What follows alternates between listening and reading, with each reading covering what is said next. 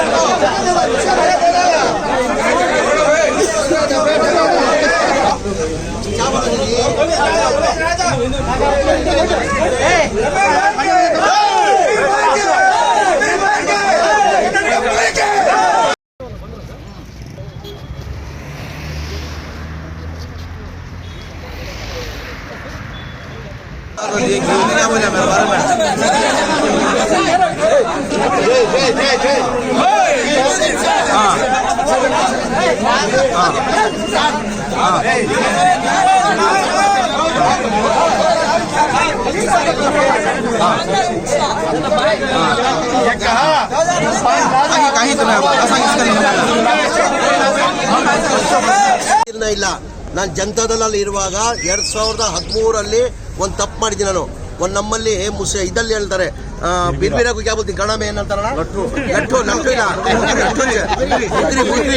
ಬುಕ್ರಿಗೆ ನಾವು ಗೆಲ್ಸ್ಬಿಟ್ವಿ.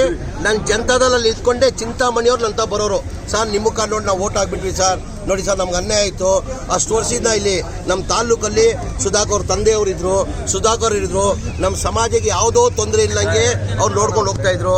ನಿಮ್ಮ ಮುಖ ನೋಡಿ ನಾವು ಓಟ್ ಕೊಟ್ಬಿಟ್ವಿ 2013ರಲ್ಲಿ ಅಂತ ಜನ ನಂತ ಬಂದು ಹೇಳೋರು. ಆಗ ನಾನು ಜನತಾದಳಲ್ಲಿದ್ದೆ. ನೋಡ್ರಿ, ನಮ್ಮ ಸಮಾಜಕ್ಕೆ ಒಳ್ಳೇದಾಗಬೇಕಾದ್ರೆ ನೀವು ಒಂದು ಕೆಲಸ ಮಾಡಿ, ಏನು ಮಾಡ್ತೀರಾ ಗೊತ್ತಿಲ್ಲ, ಡಾಕ್ಟರ್ ಸುಧಾಕರ್ನ ಕಾಂಗ್ರೆಸ್ಗೆ ತರಿಸ್ಕೊಳ್ಳಿ ಅಂತ ನಾನು ಅವಾಗಲೇ ಹೇಳಿದ್ದೆ. ನಿಸಾರ್ ಬೈ ಇಲ್ಲೇ ಇದ್ದಾರೆ, ಯಾರೋ ನಿಸಾರ್ ಬೈ ಮುಂದೆ ಇದ್ದಾರೆ. ಆವಾಗ ಅವ್ರು ಮಾತು ಕೊಟ್ಟಿದ್ದೆ, ನಾನು ಕನ್ಸಲ್ಲಿ ಯೋಚನೆ ಮಾಡಿಲ್ಲ ನಾನು ಜನತಾದಳಕ್ಕೆ ಬರ್ತೀನಂತ, ನಾನು ಕಾಂಗ್ರೆಸ್ ಬರ್ತೀನಂತ. ನಾನು 2018ರಲ್ಲಿ ನನ್ನ ತಮ್ಮ ಡಾಕ್ಟರ್ ಸುಧಾಕರ್, ನಾವು ಅಣ್ಣ ತಮ್ಮದಿರಿದ್ದಂಗೆ, ನಾನು 2018ಲ್ಲೇ ಡಾಕ್ಟರ್ ಸುಧಾಕರ್ ಸಾಹೇಬ್ರ ಜೊತೆ ಒಂದು ಮೀಟಿಂಗ್ ಮಾಡಿದೆ. ನಾನು ಕರೆಸಿ, ಅವ್ರು ಮರ್ತಿದ್ದಾರೆ ಏನೋ ಗೊತ್ತಿಲ್ಲ, ಅಣ್ಣ ನಾನು ಬಂದಿದ್ದೀನಿ ನೀನು ಬಂದ್ಬಿಡು ಅಂತ. ಆಯ್ತು ಯೋಚನೆ ಮಾಡ್ತೀನಿ ಅಂತ ಕಾಲು ಅವಕಾಶ ಕೂಡ ಬರಬೇಕಾಗಿತ್ತು, ಅದು ಬಂದಿಲ್ಲ. ಅವರು ಈಗ ಕಾಂಗ್ರೆಸ್ ಬಂದು ಸೇರಿದ್ದಾರೆ. ನನ್ನ 100% ವಿಶ್ವಾಸ ಇದೆ, ಈ ಬಾರಿ 2023ರಲ್ಲಿ ಯಾರೂ ಡಾಕ್ಟರ್ ಸುಧಾಕರ್ಗೆ ಸೋಲ್ಸಕ್ಕೆ ಸಾಧ್ಯ ಆಗಲ್ಲ.